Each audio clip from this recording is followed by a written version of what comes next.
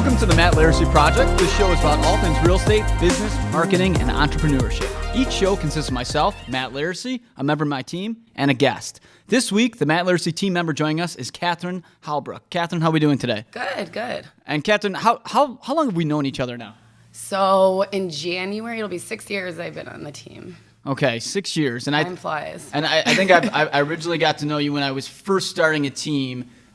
In 2013, you were my technical second, almost first hire because you came on Like pretty a much, month after. Yeah, the month after we officially started the group. Correct. Yep. And you know a mutual friend, Yep. Boris, who doesn't like being called Boris, actually. Yes. So my best friend's brother and your brother are best friends, and you grew up next door to them, right? That is correct. Yep. Well, technically it was behind, but we'll call it next Okay, door. That's same fine. thing. So, this month or this week, what we're going to be talking about is how to build a luxury brand. And one of the things that we absolutely love and something that we give to every client at closing is a bottle of Ace of Spades by Armand de Brignac.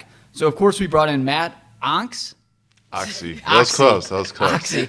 I cannot get these last names right for the life of me. And Matt, I think we've got to know each other now for what, 2 years now? Or is there 3 years? At least, yeah. Yeah, 2 or 3 years. Tell us a little bit about your background, how you got involved with Armand de Brignac. Yeah, so I've worked with Armand de Brignac now going on 4 years. I started in January, I guess, of 2015. I came over when the brand was acquired by Jay-Z in late 2014. So I was one of the first people hired. Prior to that, I worked here in Chicago and Illinois with Southern Wine and Spirits on the Moet Hennessy portfolio. So Dom Perignon and Krug and Clicquot and Moet. So I have a little bit of a background in bubbles. And this was a tremendous opportunity, obviously, to work for a leader in the champagne category, and it was an opportunity too good to resist. So you've kind of always been involved with the kind of like spirit industry, is that? Yeah, for quite some time. I got my start in the restaurant and bar business, then hotels, and then came to the distribution side, and now the supplier side. So all in all, it's always been sort of food and beverage centric. Now, is Armand de Brignac Ace of Spades your favorite one that you've worked for so far? By far. I mean, it's not only a leader in the category, but innovation is at the core of what we do. We're a small, sort of nimble team, so we can execute really quickly on our ideas and be first to route to market strategy. So it's really, it's an exciting brand. What's inside the bottle is incredible. What's outside the bottle is incredible. Our clients are some of the best people in the world. So it's been an honor to work for the brand. How small is this brand? You said you got a small team? Small team. So from a sales standpoint, there's 7 of us around the globe, which wow. that's a lot of ground to cover. But our team is highly talented. We have some of the best people in the industry. So we take pride in what we do, and we're able to do it well. So you're doing more with less. That's something that we're really a big proponent on as well. Yeah.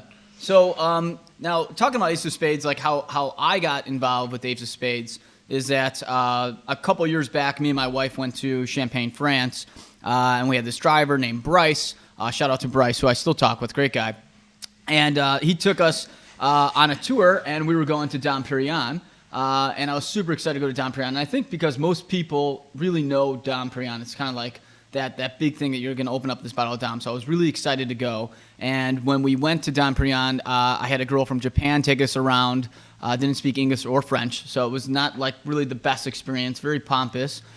We came out of the caves, and you enter into a gift store. It felt like much like a Disney ride, and I was kind of like, man, this isn't like the greatest thing ever. And to be honest, I actually never had Dom Perignon before I actually went to the tour, and when I had it, I actually didn't even think it was that good, so I left disappointed, and my driver said, you know what, Matt, you did not like, huh? And I said, no, it wasn't really my speed. And he goes, let's go to Armand de Brignac, which is Ace of Spades. And I kind of recognize it, so brand recognition, knowing that that's Jay-Z's company. And I said, well, I didn't think they did tours. And he's like, I could get us in, let's go. And lo and behold, we get in his car, and we're driving around this small town, and we pull up to a house, and there's this guy that comes out, and he's eating a sandwich.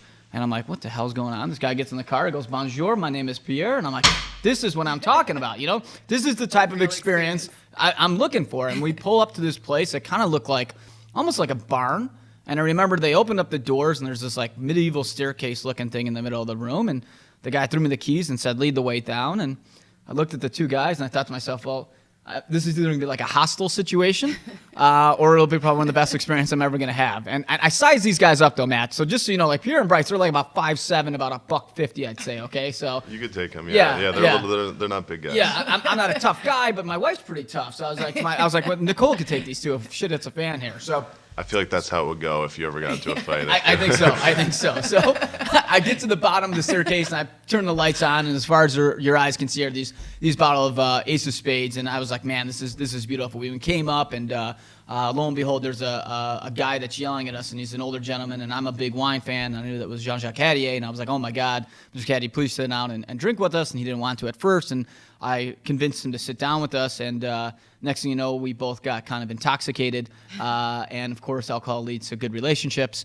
So we hit it off, and we kind of, on a napkin, signed off on a deal of how many bottles I would buy, because I said that I want to make sure that every client we have, that when they close on their property, that they're going to have as good of an experience as I'm having in this moment. And life is about moments in time. And we were having such a good moment in time that I was like, when my clients close, they're going to get such a great gift as Ace of Spades. And we got home, and next thing I know, they gave me somebody's number, and that was your number to call to get the order. Here we are. So kind of a longer story, but it's kind of crazy how life can work out like that.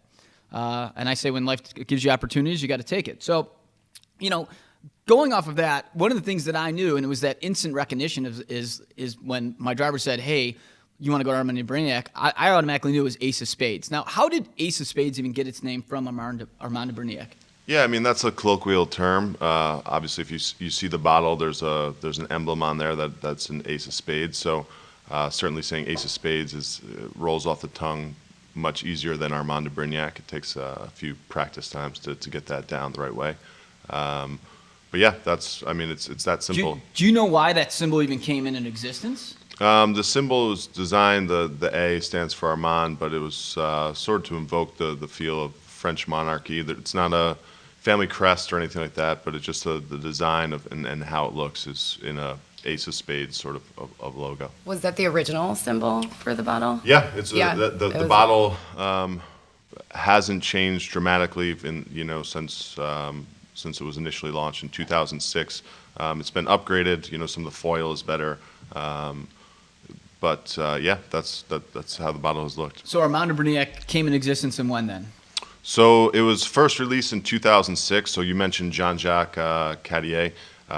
Himself and his son Alex Cartier, who are 12th and 13th generation Champenois. Their family's been in the region for 250 plus years, growing grapes, making wine, eventually making champagne, and then at the turn of last century, in the late 90s, they started discussing creating a brand for the new millennium. They started holding back reserve wines and thinking about what they wanted to do to create the very best champagne that their family's ever made. They landed on Armand de Brignac. So the first release was in 2006, and those were all the reserve wines from the late 90s and early 2000s that went into that first release. So what makes Ace of Spades so special? Why is it such like more of a what you call more of like a Grand Cru type of champagne? Yeah, so there's a lot that goes into making Armand de Brignac from beginning to end. I mean, everything starts in the vineyard with grape selection. Jean-Jacques and Alex created what they consider a multi-vintage champagne. So if you think about every vintage is sort of a clean slate or a blank canvas to be able to paint the most beautiful picture. So we're not beholden to a marketing story or a P&L sheet where we have to do things a certain way. They have the autonomy to be able to look at each individual vintage, pick the very best grapes from that year, to create ultimately the best champagne. Once the grapes are picked, right. We do a very traditional style of pressing. It's called a coquard press. It's a really light, gentle pressing of the grapes. The reason they do that is they only take the very first portion of the cuvee and they disregard about 2/3 of it, which seems pretty crazy to do when you're already picking the best grapes. Right, and where's those 2/3 go then? Some of it goes into dosage. Some of it will be used in some of the Cartier champagne. Okay. But they reserve the very best portion of that grape for Armand de Brignac. So you're paying this high price for the very best grapes, and then you're only taking a third of it to make sure it's the very best from the aging process, to hand riddling of the bottles. Everything from beginning to end is done, with the utmost care. So it's obviously such a prestige and great tasting from all the stuff that they do, but being only launched in 2006, how did it become such a luxury brand today? Well, I mean, the positioning of the brand, because of how it's made, sort of dictates the price point. I think from And what is the average price point of let's just say the regular bottle of Ace? so the Brut Gold that you're looking at there, generally the retails around $2.99. Okay. The rosé that we're looking at is roughly about $4.99. Okay. So those are they're expensive. It's a pretty. I think the average consumer, I think I once read, will spend $10 on a bottle of wine. So Sure.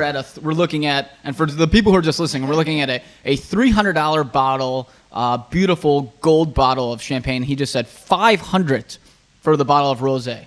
But you're paying. I mean, there's in any luxury brand, you're talking about history, you're talking about heritage, and you're also talking about scarcity. We don't make a tremendous amount of our product, and what we need to do in order to get to that small amount is super extensive process. I mean, it's a multi-vintage, so you're talking about a minimum of 3 vintages or 3 vintages in every creation of Armand de Brignac, and then it's spending roughly 5 years in the cellar. Every bottle is hand labeled, hand polished, hand packed into boxes. How many people touch a bottle? Let's say. So there's only 18 people from beginning to end that touch a 18. bottle of Armand de Brignac. So we do just over 100,000 bottles a year.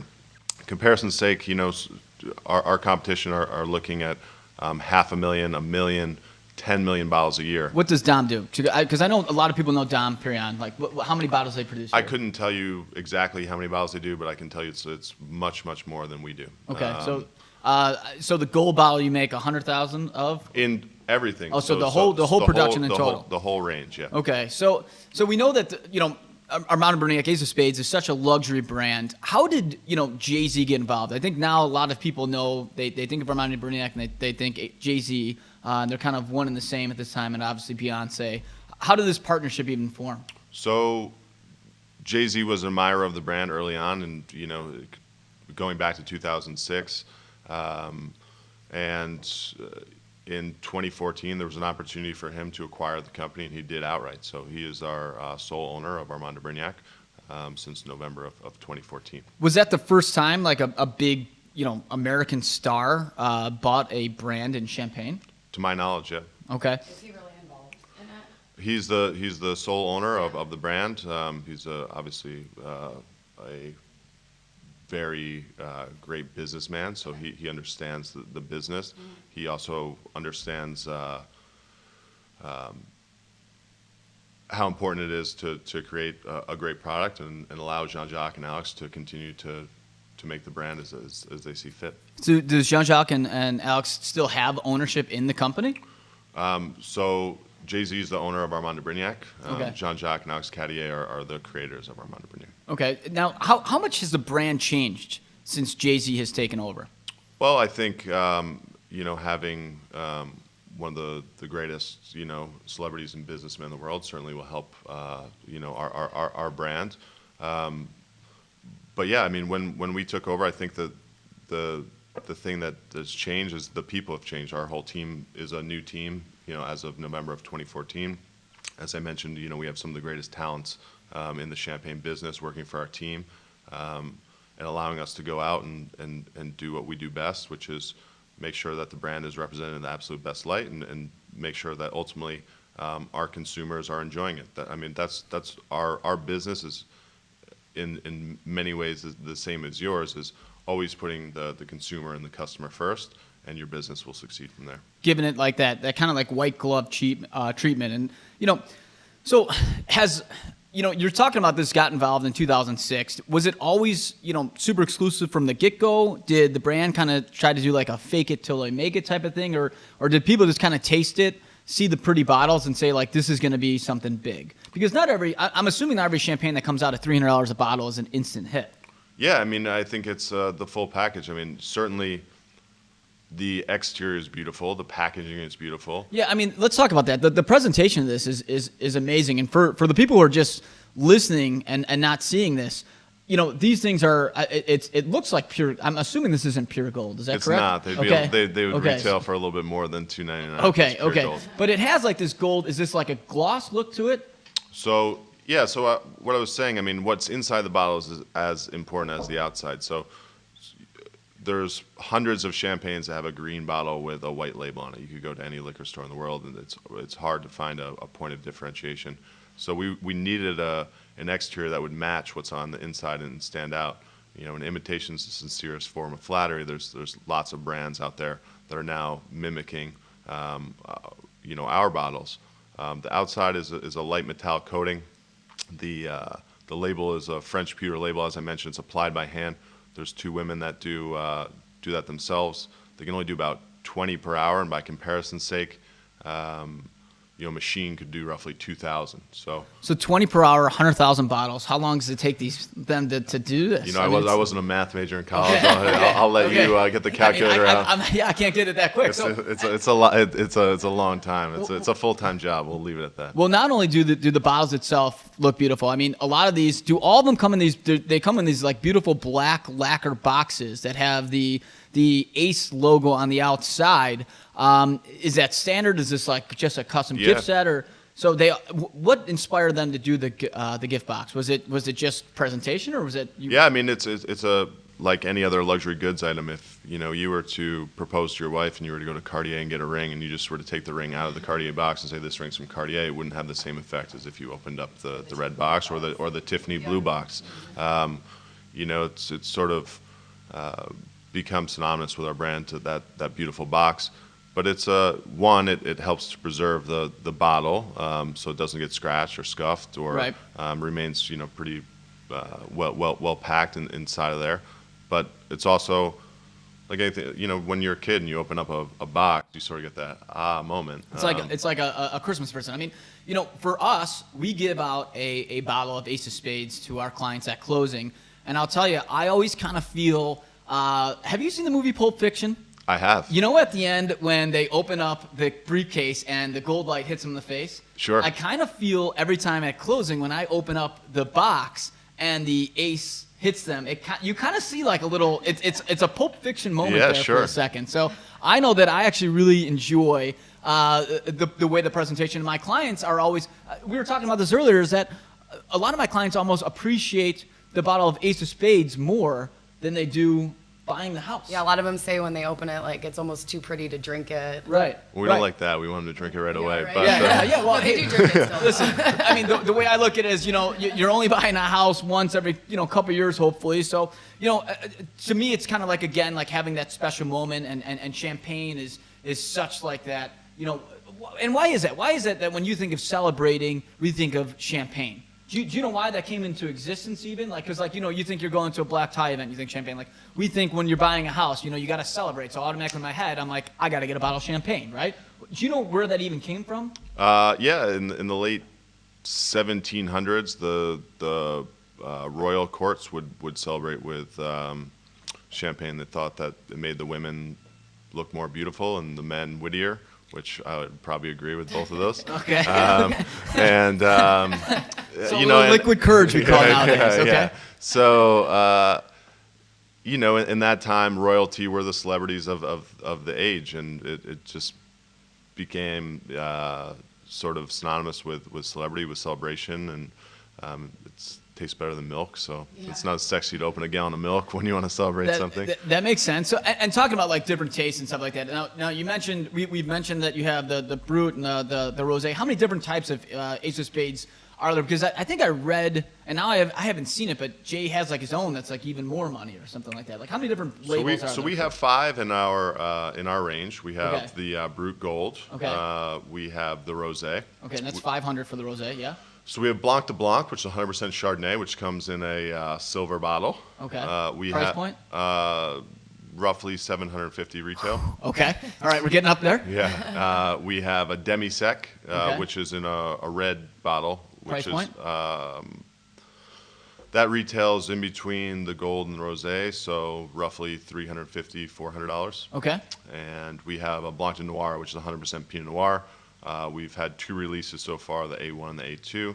Both are currently sold out. There was only 23 133 bottles of the A2. And how much? That retails for roughly $1,000 a bottle. Wow. Okay. Now, I think I've had the pleasure of tasting one at a dinner one time. Man, I mean, so do people now sell those like in third parties and stuff like that? Do they? Most people that buy them are consumers that want to enjoy it themselves, or something that they'll hold on to in their cellars for a celebration down the road. Which one's your favorite of the types? Like John Jacques says, it's hard to pick a favorite child, but if I had to. But you really know which one you like the most. Yeah, hopefully my two children aren't listening to this, because I don't want to be forced to pick between which one I like better. But of the five Armand children that I represent, the Blanc de Blanc is my favorite. I'm a big Chardonnay fan, and Okay. it's a beautiful champagne. It's very elegant. It goes great with any type of shellfish, seafood, which I tend to enjoy. So that's my favorite. For non-champagne snobs, like people who don't know the difference between, because a lot of people say, hey, I can't taste the difference between a $10 bottle and a $300 bottle. Do you feel that you could taste a big difference with a bottle of, let's say, this type of champagne and a Veuve, which is probably one of the most popular for the price point for a lot of people? Yeah, absolutely. I mean, the more you drink anything, the more you're going to learn about different taste profiles. Once you know the grapes that are in there, there's going to be, if it's a Pinot Noir driven champagne or a Chardonnay driven champagne, there's different tastes and profiles. Prestige cuvées generally are aged on the lees longer than non-vintage champagnes, and the quality of the grapes. Also, the house philosophy or style, or what they're going for. Armand is a very specific style of champagne. But champagne in general, even if you were to get the lowest priced bottle that you could find, if it's truly champagne from that region in France versus another sparkling wine from around the world, chances are What do you mean by that? Sparkling wine, like? So sparkling wine is a category as a whole. So there's American not sparkling everything wine. is champagne? No. Why does champagne get called champagne? So Champagne is a region in France. It's the northernmost grape growing region in France. It's a small area, and in order to be called champagne, it has to be from there. So there's sparkling wine. Technically, it is sparkling wine because there's bubbles in the wine. Right. But so is Prosecco, so is Cava, so is American sparkling wine. But in order to be called champagne, it has to be from Champagne, France. So if you see champagne on the menu and it's from, let's say, Italy, they're just projecting that it's champagne, but it's really sparkling wine. Is what you're Yeah, I saying? mean that's a big misnomer when someone goes to the bar and says, "I'll have a champagne." Unfortunately, a lot of times they'll just pour something with bubbles in it. But as I was mentioning, even if you were to drink the cheapest champagne versus, more often than not, the most expensive Cava or Prosecco, the cheap champagne will be superior, just because of the laws in Champagne are so strict and so stringent on how they can grow grapes, how they can pick grapes, how they can press them, how they can make them. The age limits of what it takes in order to become a champagne are much more strict, and they have to use the method champenois, which is the traditional champagne method, where the bubbles are actually formed in the bottle, whereas Cava or Prosecco could use what's called the Charmat method, where you can put CO2 into still wine. So you're going to get bigger bubbles, they're going to dissipate faster. It's not as well integrated, there's no yeast, so you don't get the depth of flavor that you would get from... So champagne equals more bubbles. It doesn't necessarily equal more bubbles, but more often than not, the bubbles will be finer. You'll have the influence of the yeast, which creates the bubbles in the champagne, which will, also adds a character and depth that you're not going to get in Cavas or Proseccos. Interesting. So, and kind of talking about that, and one of the things I mentioned was like how like Veuve. I feel like Veuve is like a really popular brand. We're here in Chicago. I see they got boats and all this other stuff, and I see a lot of promotions. And with Armand de Brignac, Ace of Spades, it's like a lot of luxury brands. Like I don't actually see a lot of advertising now on a few Netflix shows like Luke Cage and a couple other things I've seen. Bottles of Ace of Spades in there. I mean, what kind of advertising does Ace do? I mean, are you trying to partner with TV shows? Are you trying to get into movies? I know in some rap videos I've seen it, but like, how are they getting the brand into shows and movies and things of that nature? I think given the fact that our brand positioning is at the top of the champagne pyramid, and that we've, are now regarded as a leader in luxury beyond the champagne space, I think any pop culture sort of references like to use us as a reference point, that it's a part of a celebration and that they're celebrating with the very best. So, if you have a scene in a movie and you want to show that the people are celebrating with the very best champagne, they're going to choose, us to. Do more people come yeah. to you than you kind of go to them? Yeah, I mean, we don't currently seek out opportunities like that, but we do get people that want to use our product because of what it says. So you're not like, because I know like in big budget blockbusters and stuff like that, in order for it to have Toyota rather than Ford or whatever, they're paying for that. It's product placement. So you're saying that most of the time people are like, hey, can we use you, rather than you saying like, hey, use our product. Well, I think certainly, there's a benefit to having your brand and positioned in films and movies. There's a lot of eyes on it, but it's, again, a point of reference in luxury. If you see our bottle, you know that it's a high price point that people are celebrating and that they're enjoying the very best champagne that there is. And that's such an interesting fact, because like one of the things I always talk about is building a brand. You hear people talk about building a brand all the time. You're just mentioning that people are almost coming to you more often than you're going to them, and that they see Ace and automatically in their head they're thinking luxury. That's a pretty hard thing to achieve, and you can't just achieve that overnight. I mean, are you guys doing a lot of promotions to try to make sure that people understand that, or is this just kind of word of mouth? Again, our business is always about the consumer and the customer and making sure that that they're enjoying it. And I think if you do that well, the brand will follow. Our consumer is a global consumer. It's men and women around the globe who are world travelers, who enjoy the best things in life. They like staying in nice places. They like doing things that represent them. And I think Armand de Brignac fits very well into their lifestyle. So who would you say then is your ideal customers? You're saying somebody who enjoys the finer things in life is kind of the. I think. Do you sell in more one country, or tell us a little about that? Yeah, we have distribution all around the globe. We're in some of the best palaces and 4-star and 5-star hotels around the globe. We're in Michelin star restaurants. We're in casinos, some high energy nightlife. We're in the best retailers around the globe. Our consumer is someone, again, who appreciates the very best champagne in the world, and someone that wants to celebrate their life's accomplishments and with the very best. I think champagne is always, again, we talked about it earlier, a moment of celebration. I think to be able to drink Armand de Brignac shows that you appreciate the very best things. You mentioned palaces. Is there one palace? There's like one rich king that buys the most? Is there something you could throw out there? I'm curious. Palace is sort of a term for these very large hotels in some of the Asian and European countries. I'm thinking like one guy sitting on a throne, Game of Thrones style, that's getting like cases of Armand de Brignac just kind of delivered. There are those as well, but I'm not you at liberty. gotta put that on Instagram. I'm not at liberty to discuss those. Yeah, we'd like to see this. So, and you mentioned clubs too. Like, I'm not one to go out to clubs that much, but I do know that like one of the guys that works for us saw a bottle of rosé for $20,000 at a Vegas nightclub. How are they getting people to spend this type of money? And do you sell most of your stuff at a nightclub?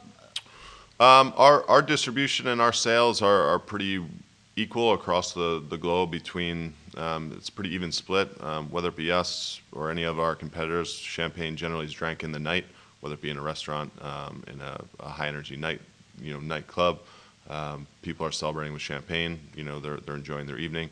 As far as the $20,000 goes, I don't know what club that is, but yeah, it would be a bit. We have champagnes that go up to 30 liters, so we're the leader in large formats. We sell a tremendous amount of magnums, which is a 1.5 liter. We sell a lot of Jeroboams, which is a 3 liter. But we were the first to create a 30 liter of champagne. How many like regular bottles is a 30 liter? Like how it's many 40 bottles of champagne in one. Okay.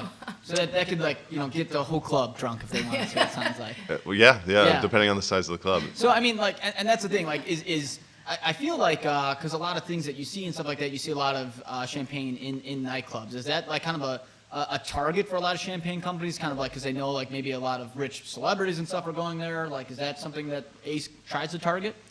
Well, nightclubs have always been a place for people to celebrate and have a good time and enjoy themselves and dance and listen to music. And champagne fits very well into demographic. So talking about that too, like obviously we know that Jay-Z and Beyonce are super involved with the company. Is there other celebrities that you guys try to get seen out with bottles? I mean, to try to promote it more in that luxury crowd? Do you guys try to partner with people like that?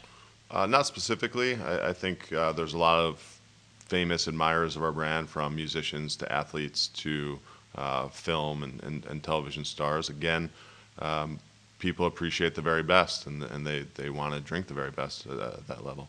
And going off of that too, like is there certain, like would you say, Asia or America or Europe, is there a certain group that you see are buying more of Ace? Is there like a certain country that does more than others? It's pretty well evenly split, to be honest with you. I mean, the populations in Asia are higher than in other parts of the world, so we're seeing tremendous growth in a lot of Asian countries. United States is still the leader in our sales, but it's, to be honest, a pretty even split across the globe. But we, again, being a consumer-facing brand, we want to make sure that we are in the places where people enjoy our champagne. And like, how does like Ace of Spades like use social media? We're a big proponent of social media. We like to try to get, we believe content is king, getting more and more stuff out there.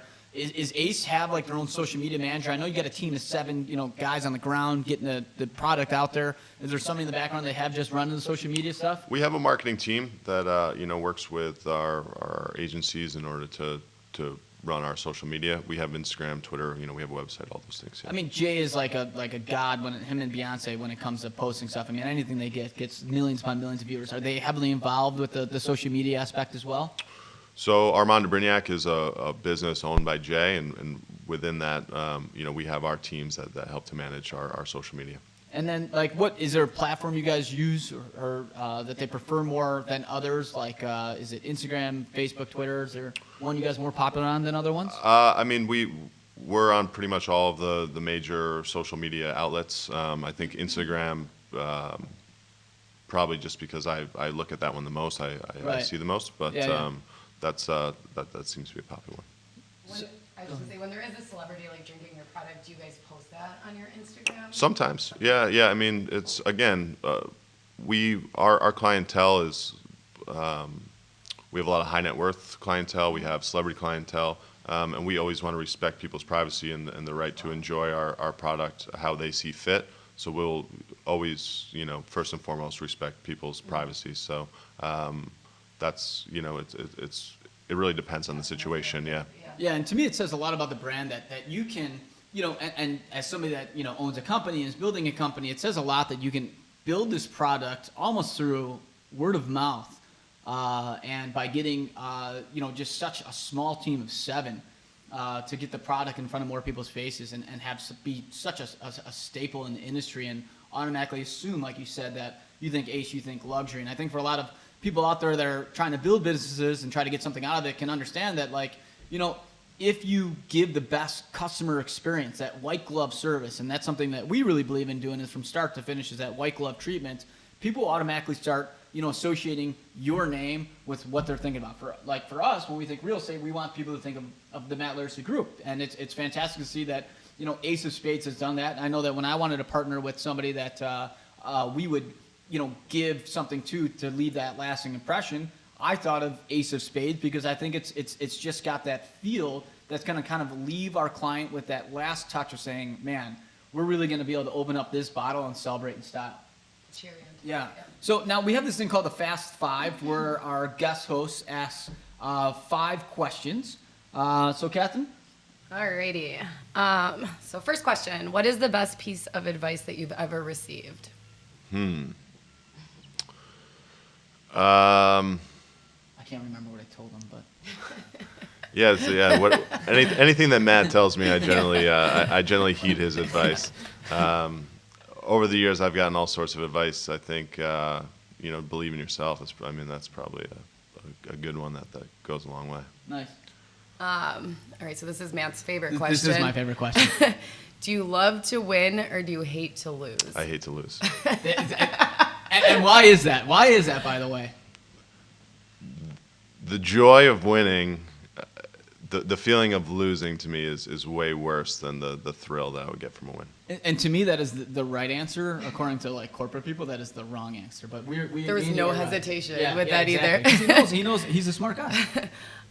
Who is your biggest hero? Other than Yeah. Michael Keaton in Batman, The best Batman. When I think Batman, I also think Michael. That's a big question I like to ask people. Who's Batman? To you?